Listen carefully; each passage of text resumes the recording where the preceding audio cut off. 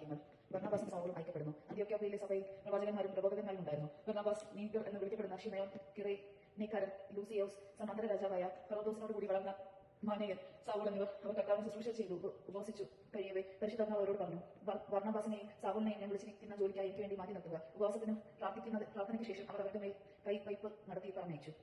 പാഫോസിലെ മാന്ത്രികൻ പരിശുദ്ധാത്മാവിനാൽ അയക്കപ്പെട്ട അവർ സെലൂക്യയിലേക്ക് പോവുകയും അവിടെ നിന്ന് സൈപ്രസിലേക്ക് കപ്പൽ കയറുകയും ചെയ്തു. സെലാമീസിൽ എത്തിയപ്പോൾ അവർ യഹൂദരുടെ സിനഗോഗുകളിൽ ദൈവവചനം പ്രസംഗിച്ചു. അവരെ സഹായിക്കാൻ യോഹന്നാൻ ഉണ്ടായിരുന്നു. അവർ ദ്വീപ് മുഴുവൻ ചുറ്റി സഞ്ചരിച്ച് പാഫോസിലെത്തിയപ്പോൾ ഒരു മന്ത്രവാദിയെ കണ്ടുമുട്ടി. അവൻ യേശു എന്ന പേരുള്ള യഹൂദനായ ഒരു രാജപ്രവാചകനായിരുന്നു. ഉപസ്ഥാനപതിയും ബുദ്ധിക്കധീനവുമായ സെർജിയൂസ് പൗലുസിന്റെ ഒരു സന്യാസിയായിരുന്നു അവൻ. ഈ ഉപസ്ഥാനപതി ദൈവവചനം ശ്രമിക്കാൻ താല്പര്യപ്പെട്ട് ബർന്നബാസിനെയും സൗലിനെയും വിളിച്ചു. എന്നാൽ മാന്ത്രികനായ എലിമാസ്, മാന്ത്രികൻ എന്നാണ് ഈ പേരിന്റെ അർത്ഥം, വിശ്വാസത്തിൽ നിന്ന് ഉപസ്ഥാനപതിയെ വ്യതിചലിപ്പിക്കാൻ ശ്രമിച്ചുകൊണ്ട് അവരെ തടഞ്ഞു. പൗലോസ് എന്നുകൂടി പേരുണ്ടായിരുന്ന സൗൽ അവന്റെ പരിശുദ്ധാത്മാവിനെ പറഞ്ഞ് അവന്റെ നേരെ സൂക്ഷിച്ചു നോക്കി പറഞ്ഞു, സാത്താന്റെ സത്താനമേ, സകല അനീതിക്കും എതിരായവനെ, ദുഷ്ടതയും വഞ്ചനയും നിറഞ്ഞവനെ, ദൈവത്തിന്റെ നേർവഴികൾ ദുഷിപ്പിക്കുന്നതിൽ നിങ്ങൾ ഇടനിൽക്കുകയില്ലേ? ഇതാ കർത്താവിന്റെ കാലം ഇപ്പോൾ നിന്റെ മേൽ പതിക്കും. നീ അന്ധനായി തീരും. കുറെ കാലത്തേക്ക് സൂര്യനെ ദർശിക്കാൻ നിനക്ക് സാധിക്കില്ല. അവിടെ തന്നെ മൂടലും അന്ധകാരം അവനെ ആവരണം ചെയ്തു.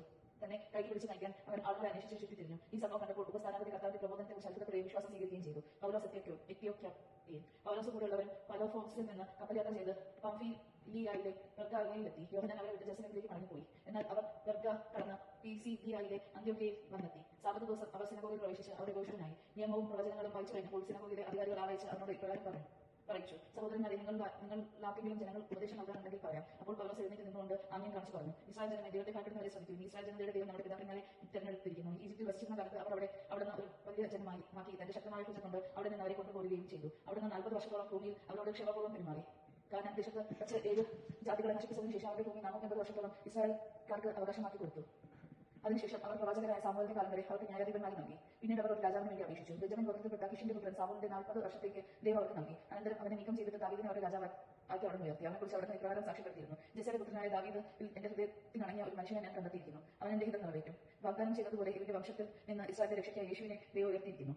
അവന്റെ ആഗമനത്തിന് മുൻപ് യോഹന്നാൻ ഇസ്രായേലിലെ എല്ലാ ജനതകളോടും അനുതാപത്തിന്റെ ജ്ഞാനസ്നാനം പ്രസംഗിച്ചു. തന്റെ ദൗത്യം അവസാനിക്കാറായപ്പോൾ യോഹന്നാൻ പറഞ്ഞു, ഞാൻ ആരാണെന്നാണ് നിങ്ങളുടെ സങ്കല്പം? ഞാൻ അവനല്ല.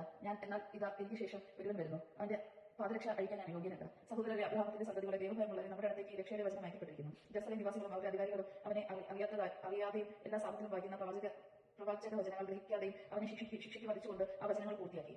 മരണ ശിക്ഷ അർഹിക്കുന്ന ഒരു കുറ്റം അവനിൽ കാണപ്പെടാതിരുന്നിട്ടും അവനെ വധിക്കാൻ അവർ പിലാത്തോസിനോട് ആവശ്യപ്പെട്ടു. അവനെക്കുറിച്ച് എഴുതപ്പെട്ടിരുന്നതെല്ലാം പൂർത്തിയായപ്പോൾ അവർ അവനെ കുരിശിൽ നിന്ന് താഴെ ഇറക്കി കല്ലറയിൽ സംസ്കരിച്ചു. എന്നാൽ ദൈവം അവനെ മരിച്ചതിൽ നിന്ന് ഉയർപ്പിച്ചു. അവനോട് ഗലീലയിൽ നിന്ന് ജെറുസലേമിലേക്ക് വന്നവർക്ക് അവൻ പല ദിവസങ്ങളിലും പ്രത്യക്ഷനായി. അവനിപ്പോൾ ജനങ്ങളുടെ മുമ്പിൽ സാക്ഷികളാണ്. ഞങ്ങൾ നിങ്ങളോട് പ്രസംഗിക്കുന്ന സുവിശേഷം ഇതാണ്, പിതാക്കന്മാർക്ക് നൽകിയിരിക്കുന്ന വാഗ്ദാനം യേശുവിനെ ഉയർപ്പിച്ചുകൊണ്ട് ദൈവമക്കളായ നമുക്ക് നിറവേറ്റി തന്നിരിക്കുന്നു. 2-ാം സങ്കീർത്തനത്തിൽ ഇപ്രകാരം എഴുതിയിട്ടുണ്ടല്ലോ, നീ എന്റെ പുത്രനാണ്, ഇന്ന് ഞാൻ നിനക്ക് ജന്മം നൽകി. നാശത്തിന്റെ അവസ്ഥയിലേക്ക് തിരിച്ച് ചെല്ലാനാവാത്ത വിധം മരിച്ചവരിൽ നിന്ന് അവനെ ഉയർപ്പിച്ചതിനെ കുറിച്ച് അവർ ഇങ്ങനെ അറിയിച്ചിരുന്നു. ദാവീദിനെ വാഗ്ദാനം ചെയ്യപ്പെട്ട വിശുദ്ധവുമായ അനുഗ്രഹങ്ങൾ നിങ്ങൾക്ക് ഞാൻ തരും. മറ്റൊരു സങ്കീർത്തനത്തിൽ ഇങ്ങനെ പറഞ്ഞിരിക്കുന്നു, അവിടുന്ന് പരിശുദ്ധൻ ജീവിക്കാൻ അവർ അനുവദിക്കുകയില്ല. ദാവീദിന്റെ തലമുറ ദൈവഹിതം നിറവേറ്റിയതിനു ശേഷം മരണം പ്രാപിച്ചു. അവൻ പിതാക്കന്മാരോട് ചെയ്യുകയും ജീർണത പ്രാപിക്കുകയും ചെയ്തു. എന്നാൽ ദൈവം ഉയർപ്പിച്ചവനാവട്ടെ ജീർണത പ്രാപിച്ചില്ല. സഹോദരന്മാരെ, നിങ്ങൾ ഇത് അറിഞ്ഞുകൊള്ളുവിൻ, നിങ്ങൾക്ക് പാപമോചനം പ്രഘോഷിക്കപ്പെട്ടിരിക്കുന്നതിന് ഇവൻ വഴി അത്രേ. മോശയുടെ നിയമം വഴി നീതീകരണം ലഭിക്കാനാവാത്ത കാര്യങ്ങളുണ്ട്. വിശ്വസിക്കുന്നവർ അവൻ വഴി അവയിൽ നീതീകരണം ലഭിക്കും. അതുകൊണ്ട് പ്രവചനങ്ങളിൽ പറഞ്ഞിട്ടുള്ളത് നിങ്ങൾക്ക് സംഭവിക്കാതിരിക്കാൻ സൂക്ഷിച്ചുകൊള്ളുവൻ. നിന്നവരെ കാണുവൻ, ആശ്ചര്യപ്പെടുവൻ, അപ്രത്യക്ഷരാകുവൻ. എന്നാൽ നിങ്ങളുടെ ദിവസങ്ങളിൽ ഞാനത് പ്രവൃത്തി ചെയ്യുന്നു. ആര് പറഞ്ഞാലും നിങ്ങൾ വിശ്വസിക്കാത്ത ഒരു പ്രവൃത്തി. ഈ കാര്യങ്ങളെല്ലാം അടുത്ത സാഹചര്യം വിവരിക്കണമെന്ന് അവർ പുറത്തു വന്നപ്പോൾ ആളുകൾ അവരോട് അപേക്ഷിച്ചു. സിനഗോഗിലെ സമ്മേളനം പിരിഞ്ഞപ്പോൾ പല യഹൂദരും യൂദ മതത്തിലും പുതുതായി ചേർന്ന ദൈവഭക്തരായ പലരും പൗലോസിനെയും ബർന്നബാസിനെയും അനുഗമിച്ചു. അവരാകട്ടെ അവരോട് സംസാരിക്കുകയും ദൈവകൃപയിൽ നിലനിൽക്കാൻ അവരെ പ്രേരിപ്പിക്കുകയും ചെയ്തു. അടുത്ത സാഹചര്യത്തിൽ ദൈവവചനം ശ്രമിക്കാൻ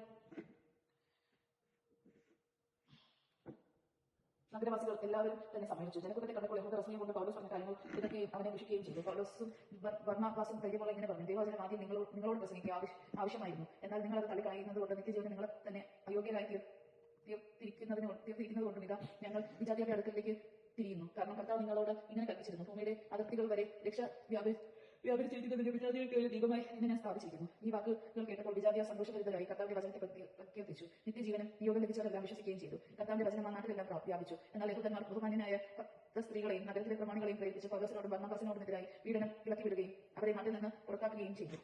അവർ തങ്ങളുടെ പാപത്തിലെ കൂടി അവർക്കെതിരായി തട്ടിക്കളഞ്ഞ് ഇക്കോണിയത്തിലേക്ക് പോയി. ശിഷ്യന്മാർ ആനന്ദത്താലും പരിശുദ്ധാത്മാവിനാലും നിറഞ്ഞവരായി. ദൈവവചനം നാം കേട്ടത് നമുക്ക് ദൈവത്തെ സ്തുതിക്കാം. ക്രിസ്തുവിനെ സ്തുതി.